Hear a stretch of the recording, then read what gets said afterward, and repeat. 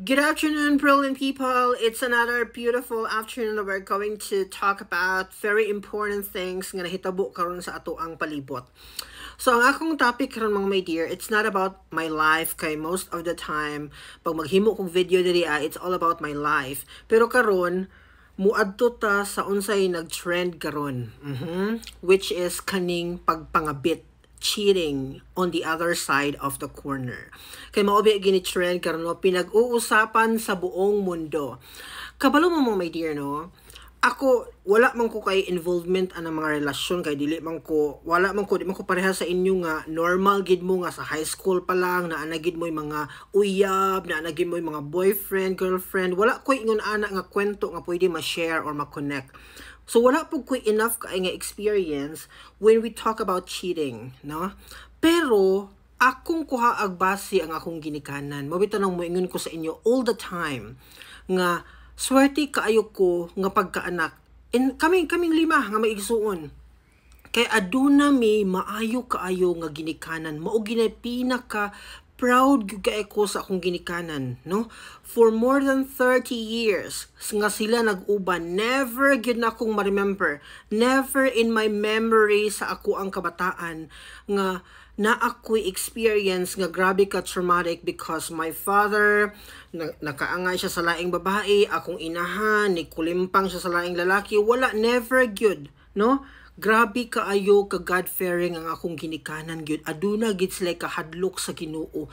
Mabito na makaingon gyud ko nga napadako gid mi sa amo ang ginikanan og maayo. Swerte kaayo mi kay never gid ming naka-experience ana. Og ni ana jud po ko sa akong kaugalingon. Siguro mao po yung reason nga wa ko naka-experience kay ni ana ra ba jud ko sa akong self nga maka-experience gani ko ani kung kinsa man sa ilahang duha ang ni-initiate nga mutalikod, mangitaglaing bana, mangitaglaing asawa. Kalimtan gid ako forever mga my dear. Ayaw gyud kog ina nga pasayloon ta ka. There's no forgiveness gyud, no? Unya, aside ana moingon jud ko, there's no second chance. Okay, adto ta sa inyuhang relasyon karon para magkasinabot. Ay kahibalo ko, before man guni siya mahitabo, naa jud kay mga sinyales nga mabantayan sa imuhang partner. Ingna kog bakakon. Aduna kay mga signs nga mapansin sa imong husband or wife nga kaning imuhang partner wala na gyud ni siya ganahi sa imuha. Pero unsahay man good or dili gina siya unsahay most of the time, magpaka-martyr naman lang kita mga my dear. Kay we want man good nga mabuo gihapon ang ato ang family. Especially kung nag-look forward gyud ka para sa maayong ugma sa imuhang mga anak. Maluoy man good mo or maluoy as a wife or as a mother for example, labi na sa mama kay mao man gini ang usually nga affected. Maluoy man good ng atong inahan nga ang iyahang mga anak walay mutindog nga usa ka amahan, di ba? Unya, as a wife nga magpadako sa usa ka pamilya, medyo lisod po sa iyaha nga mahimo siyang single parent. Kay iyahon gyud tanan, di ba? Mangitag kwarta to support the basic needs. Unya pag-abot sa balay, basig ang iyang mga anak po, wa po kaayoy ka ng initiative, siya pa'y manghinlo, siya pa'y motrabaho sa balay. So grabe gyud kahago ang trabaho, especially kung ang mama na lang ang nabilin sa usa ka pamilya, no? Unya nang hinahanglan ba yung support ang usa ka inahan? Di man ta moingon nga bisag grabe ka lig-on sa usa ka mother, bisag grabe ka maayo sa usa ka inahan, nangita gina siya somebody nga mutabang sa iyaha, no? Kumbaga kaagapay niya sa tanang panahon. Mo nang grabe ka lisod mga my dear once nga aduna nay lamat ang usa ka relasyon. Pero ang akong maingon sa inyong tanan no, sa mga naka-experience ani karon, sa mga naka-observe sa mga signs nga inyuhang nakita sa inyuhang partner, ayaw na gininyog padugaya, no? Ayaw na ninyog dugangi ang mga red flags nga inyuhang na-observe sa inyuhang partner. Kay once man good, for example, ni-commit na siya once, isa ka beses nag-cheat na siya sa imuha.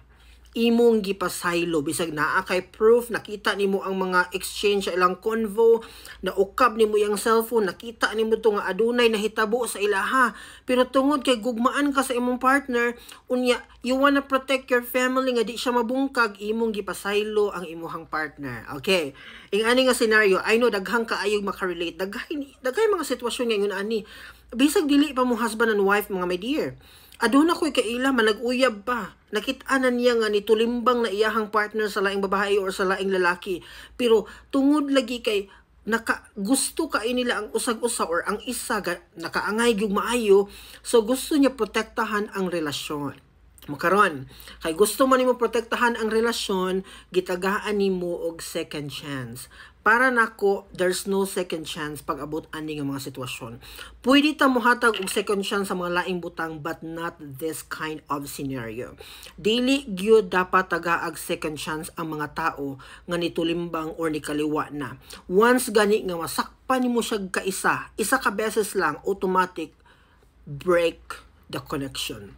Putla gina siya mga my dear, kay ngano once manggod nga imuha ni silang hatagan og chance magdasa sa ato pang lingwahe, no? Dili man ni sila matagam kay makalabi nag mapansin nila nga ay ang akong wife grabe kaayo kabuutan, bisag ako nang nakita niya ang mga proof nga ingon ani ang nahitabo sa amua, gitagaan gyapon ko niya chance. So dako ang percentage mga my dear nga kanang imong partner nga gitagaan nimo second chance, iyaha pa ng utruhon ang iyahang gibuhat. Kay imo magitagaag second chance, 'di ba? So once gani nga nasakpan na nimo, why pagduha-duha mga my dear? I know nga lisod kaayo buhaton, maobitaw na nga always na kong gina-remind, although I'm not perfect man gyud kay di man pug ko ingon ani ka maayo or ka master ani nga field, pero ang akong advice kid sa inyo no, before gani mo yes sa usa ka individual, make sure nga maayo nga tao inyuhang gisaligan sa inyuhang next chapter sa inyuhang kinabuhi, kanang mag-create na mo og family. Make sure gyud nga na-check ninyo maayo ng tawhana unsa gid ni siya ka maayo. Dili lang ta magbase sa dagway mga my dear, kay most of the time kaning naungan nga individual dakog chance nga motulibagbag inig abot sa panahon. Kaning kwartahan nga tao mga my dear, I'm not saying tanan pero most of the time kaning naay kwarta adunahan, most of the time mauni ang motulibagbag sa imuha. Maka-feel man ka ana, mabitaw na niing ko sa inyo, ayaw ipugos imong kaugalingon to somebody nga wala nakaangay nimo. Kay ang tendency man gud ana, kung imong inudnod na imuhang naong sa taong wa kaangay nimo, ang mahitabo ana pag naa na mo'y pamilya, taken for granted ang show. Okay? Kaya syempre wa man siya kaangay sa imo. Gitaplak raman kanya sa panahon nga broken hearted siya, sakit ka iyahang emotion, hilak-hilak siya dito sa kilid, ni sangsang ka, ni abot ka sa iyaha, imong gi-comfort iyahang sitwasyon. Maura na yung role nimo, comfort woman. Imong gi-comfort iyahang sitwasyon. Karon dili wala man siya love sa imuha mga my dear in the first place. Ma-feel man na nimo. Mo bitaw na nga sa nag-uyab pa mo, maka-feel gani ka nga hala murag wa man siya gugma sa ako. Ayaw gyud ipadayon. Kay kanira bang ubang mga babae bisag mag-feel nila nga walay gugma mo, ingon na ba na sila nga ay matuluan man ang tao, basig moabot ang panahon nga higugmaon ra ko niya 100%. Okay, maayo kung mahitabo na. Pero what if himuon ra kaniyang pantakip butas? Himuon ra kaniya ang kanang panghimagas. Ganahan kay iyo na nga life, ikaw imo man ang life at the end of the day. Pero ang akong maingon sa imo, once gani nga ang tao gapakita na nga dili kayo siya interested sa imo, ayaw isang-sang imong kaugalingon. Kay at the end of the day, nagbuhat kag family nga kanang prone nga maguba. Unya, ang mahitabo ra pa ani mga my dear, dili ra pa ikaw ang affected, ang imong mga anak mo'y mag-suffer, no? Kay instead nga maka-experience sila happy family, nagpataka-taka makagpanghitag partner. So karon guba ang pamilya, nagdako imong mga anak nga way amahan or walay inahan. Kay wala man lagi ta nagdesisyon properly sa panahon nga naaunta tay chance nga mangitag somebody nga perfectly mahimuhang part sa atuang kinabuhi.